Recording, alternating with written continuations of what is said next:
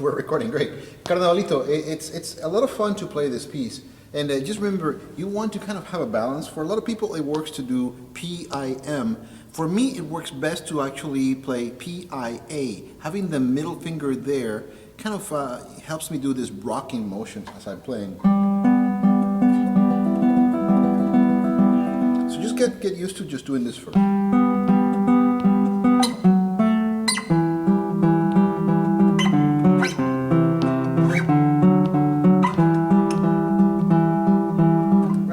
Do is just very lightly you insert this. So after every thumb stroke, index ring, right?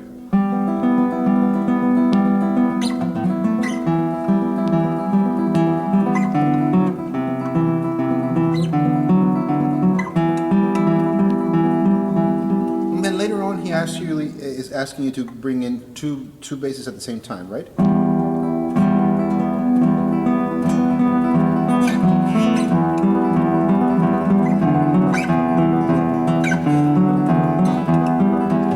Doing a rest stroke.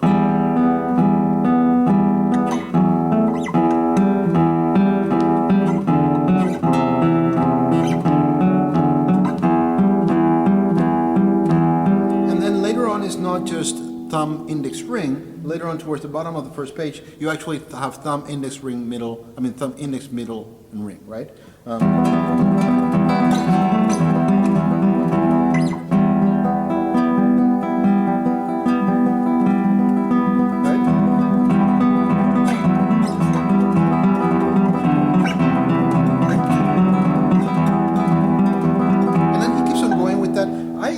Personally like to change the accents a little bit.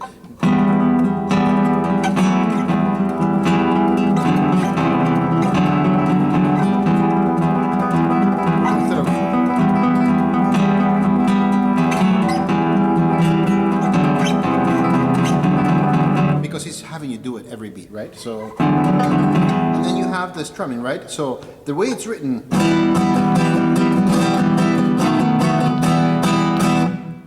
so you can flourish that if you want. So that's a fan coming out of the pinky. Right? So you can do all kinds of ornaments, but first just get used to what he has there. Right. The next part is the actual more difficult section of the piece, right? Where you have to just really be mindful of your right hand. First is ring finger. Right, and then pinky moves up to the second string, middle finger, right, second finger, index, thumb, right, you could do, or thumb, thumb,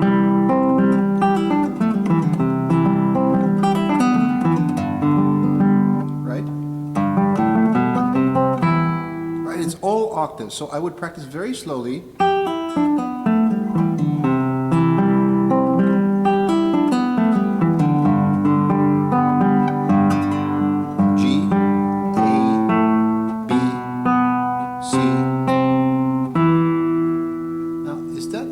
Yeah, it is a 3. Good. For the C.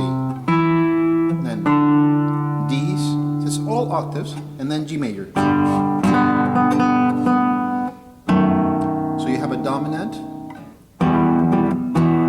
Right? And then you repeat the whole process.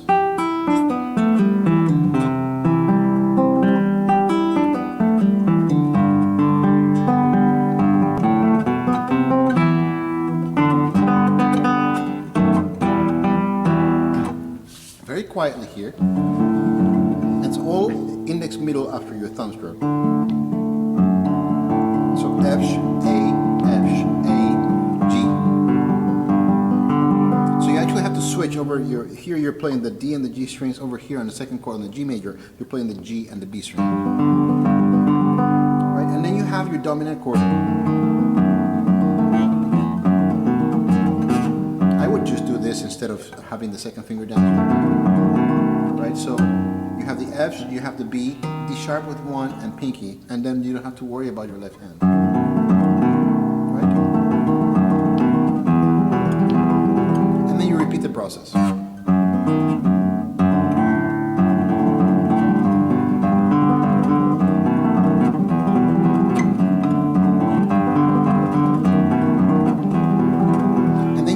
strumming on the very same thing.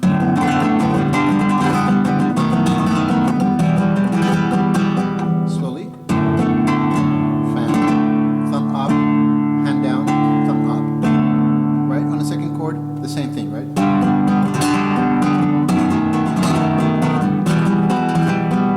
And then after a while, he has you do the same thing, but you're just switching back and forth. So first is on the higher string with the fingers.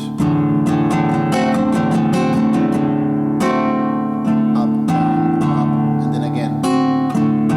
So you're strumming on the first three strings, then you're strumming on the second three strings.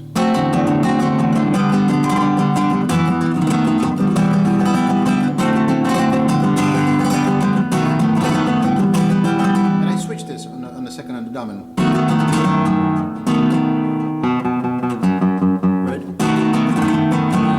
Matter of moving your second finger over. Now here's the trick. When you move over your second finger, right? Your second finger grabbing that F sharp on the sixth string is muting the fifth string. So you don't have to worry about that A. Although an A would be okay in this chord.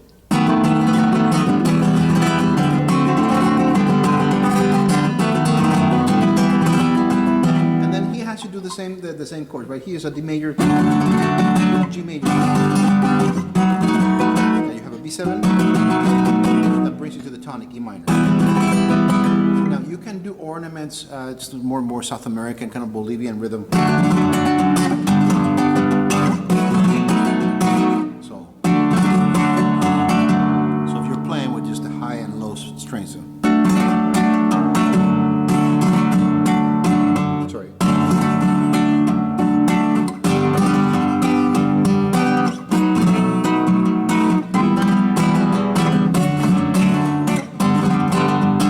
Strumming, bear in mind that you have to be very light on your fingers, right? Because this happens very quickly. So the quicker you get, the lighter you have to become.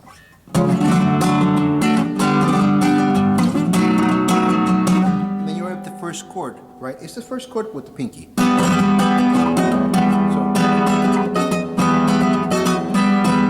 So.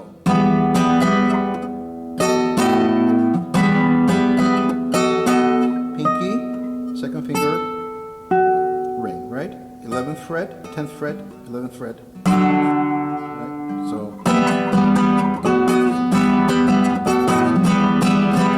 And your index stays on the B, on the fourth string.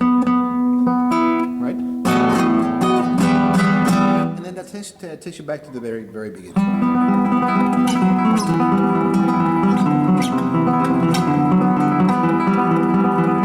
Instead of doing the whole thing over again, I kind of cut through a lot of the repetitions. Right?